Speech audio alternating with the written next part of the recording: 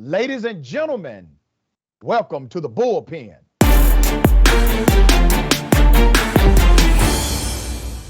All right, in the Bullpen today, we have Kira Davis, host of Just Listen to Yourself podcast and editor-at-large for Redstate. We're going to chop it up about racism in our school system. We're primarily focusing on K through 12 education. That conversation may go beyond that, but that's at least the genesis. Ms. Davis, thank you for being on the show. How are you? I am great. Merry Christmas, and thank you for having me on the show. Merry Christmas back to you. I don't want to presume what you know or believe about racism inside of our school systems throughout the country. So if you would, give us your sentiment, and then we'll get into it. Yeah, well, I've long held that our public schooling system is very broken, and that it's a great example of systemic racism. I think we both agree that there is a school to prison pipeline that feels like it's aimed directly at Black youth, particularly young Black men. So I started my journey into education as the director of an after-school program in Gary, Indiana in the mid-2000s. And it really opened my eyes to a lot of the challenges we have, specific challenges we have in the Black community when it comes to schooling. And I don't know that I think racism is as blatant as other people do. I think it's systemic, which can often appear as other things. So that's really where I stand on it. You know, my dear sister, I got to tell you, I thought this was going to be more of a debate, but this may be more of a discussion about similarities and maybe some nuance as far as solution, okay? So I was adopted by a school teacher. And that school teacher, she is still a school teacher today. I just got off the phone with her about 3 hours ago, right? The issue is systemic. I agree with you 100%. Now, let me make a statement. I want to know how you feel about this statement. You know when people say a school is bad, right? This is a bad school. And we have generalized the conversation around good school, bad school, good school, bad school. I say that really there's no such thing as a bad school. Schools are typically a reflection of the socioeconomic environment that surrounds the institution. 100%. Okay, you agree. So follow me on this track, all right? Okay. One of the systemic failures of our remedy phase of trying to make sure we have corrective measures in these school systems is the lack of holistic communication and a deconstructing of harmful models between school system and the local government or the surrounding community. Would you agree with that? Yeah, I would put emphasis on the surrounding community. And I think that this is an issue of, and I think this might be where we might disagree on solutions, because I do think that part of the issue of systemic racism here is how we fund the schools, right? I mean, if you put a school in a poor neighborhood, that tax base is going to be low. And isn't it interesting now that we force our kids into the districts based on their zip codes? And oh, by the way, Black people are some of the poorest and most economically disadvantaged people in the nation. And we have been since the start of this nation when we were taken here against our will. So the whole system from the start is set up on faulty ground. And so I don't think that schools do, or I should say the system does enough to communicate with parents and the people in the communities about what they need and the challenges that they have. This is what really moved me when I started getting into education. You know, parents and grandparents, I lived in a community where there were a lot of grandparents raising their kids, and a lot of grandparents who had, sixth grade, fifth grade educations. They didn't know how to advocate for themselves or their students within the public school system. They were really victims of a system that was set up not to listen to them and not to give them success in the first place. So I was somebody who would go in and advocate for them and talk about what solutions they could have for their children. But I found 9 times out of 10, their concerns were dismissed. It was always, well, we just don't have enough money, or we just don't have the infrastructure. I mean, I'm talking years and years ago. I'm talking like 20 years ago. This isn't like 5 years ago. So this is something that has been going on for a long time. We definitely agree there. Yeah. So let's talk about the racism that's actually racism, not systemic, but racism in the school system. When we talk about systemic, we're talking about institutions, processes, protocol, things like that, because they impact outcome. And you don't need to be racist in order to be part of systemic racism. As a matter of fact, that's usually how it permeates. Individuals who are unaware of their bias continue to engage in ways that create unequal outcomes because they're not aware of their own implicit bias. But let me ask you about the rise of Black children committing suicide in the United States of America. A recent study came out that did a survey set from 2018 until now, showing that the fastest growing group of suicides in America are Black children under 13. We've covered some of them on this show, Mackenzie Adams, and some others, who a 9-year-old girl committed suicide because of racism in the school. But it wasn't just racist bullying. Racist bullying happens, that's a real thing. According to all of the reports connected to these suicides that we've covered on Indisputable, it was also the inaction of the administrators who refused to provide an appropriate remedy to protect that child in that situation. What are your thoughts about that and the increase of it in our school systems? Well, as a parent, I definitely find that to be heartbreaking. I don't think it's helping that over the last year and a half, we've kept kids out of school when a lot of kids really depend on school for social interaction and maybe getting out of home situations that aren't that great. But the other thing is that the stress on children is very real. And I don't think we have the apparatus in the public school system to deal with this. As you said, there are cases where the administration was ignoring kids. I'm an example of this, to be honest. This is how I grew up. I faced a lot of racism as a child growing up in an all-white area. And I was called the N-word first day of school at 6 years old and heard it basically every day. This was in the 90s, different place, different time. And when my mother and I would go to the administration, the answer was always like, look, heck, if we don't see it, we can't do anything about it. You know, it might be different these days to a certain extent, but so I understand. But it's not, but sister, it's not different according to the stories we've covered on Indisputable. This is a grossly systemic failure. But I also know that one of the things I did have that was helpful was a support system outside of school that allowed me to learn how to cope. And I think part of our issue here is that we're not giving Black children the skills to cope with the realities of the world that they're dealing with and the world that we're living in. Again, I would think that this is a systemic failure. But I mean, it's so much more nuanced than that, isn't it? I mean, this goes back to, why didn't I choose the route of suicide?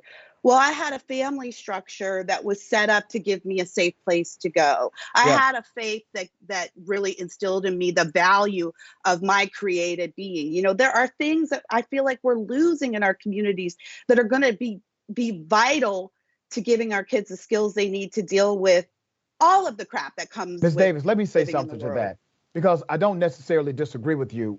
God bless you. You had a support system. You had a mechanism in place that could provide some assistance, to some guidance, some wisdom in whatever you were going through. Now, that's outside of the realm of policy and government. In this realm, because the government takes my money, the government takes your money. Yeah. There are some things that the government cannot correct. There are some things that the government cannot create a policy and fix, but there are some things it can. So we can talk about the ethics and the family unit and family structure. Great, that's a fine discussion. But when we're talking about policy, government has no control over if somebody wants to stay in a family unit or not. They're grown. If they want to leave, they can leave. If they get divorced, there's a legal divorce process. That's not something that policy will solve. But policy can, however, solve the issue of having an appropriate protocol in place when there's racial bullying. You know why? Because when white students were being bullied in the United States of America, they got with Dr. Phil, Oprah, celebrities, entertainers. They had a massive anti-bullying campaign in this country that connected to actual school board policy, and those policies were implemented into administrative law. And guess what happened in this country? Bullying went down significantly while racial bullying started to increase. We have failed to do what we did for white students being bullied. We have failed to do that for our black children. This is where we might agree and disagree. So okay. I think we both agree that I agree totally with you. Like, we have a policy issue, no doubt. I think the solution is releasing parents and students from schools that force them to stay in these systems that take years. And I mean, the solutions you're talking about took years to get to. And our children don't have years. This is why I'm a big advocate of funding students, not systems. Give Black parents the chance, the opportunity to say, you know what? This school is failing. This school has absolutely no interest in saving my child. This school has absolutely no interest in looking into our lives and seeing the challenges that my young Black son has. Let me take that money and put him in a school where Black children are valued, where Black children are accepted, where Black children do excel because they're looked at as valuable members of society and not just another statistic in the classroom.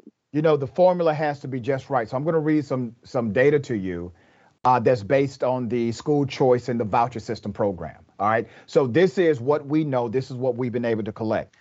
So 2 years after the program, all right, is implemented, typically, this is an average, a student who started at the 53rd percentile actually dropped on average to around the 37th percentile, primarily in math. By and large, those negative effects persisted throughout a 4-year period for math and science. In Indiana, specifically, students in their voucher program for school choice saw initial dips in math that persisted for 4 years. An earlier version found the same exact evidence. An Ohio study showed that after 3 years into the program, the negative impact of students who enrolled into these other schools, they started to fail based on the academic rigor of the program. Here's the disconnect.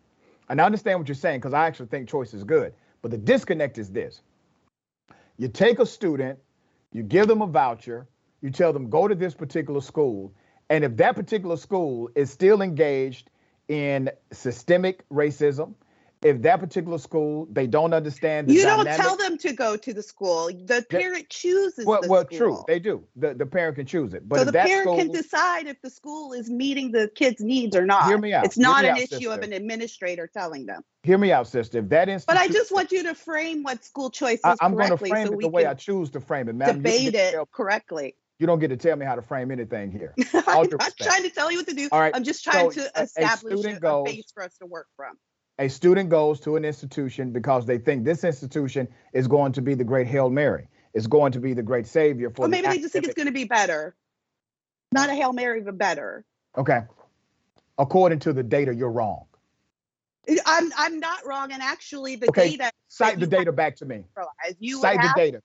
You would have to tell me what districts these data are from. Louisiana. I'm going to go ahead and cite it to you. Louisiana. Madam, I'm going to cite it to you. You asked me a question. School.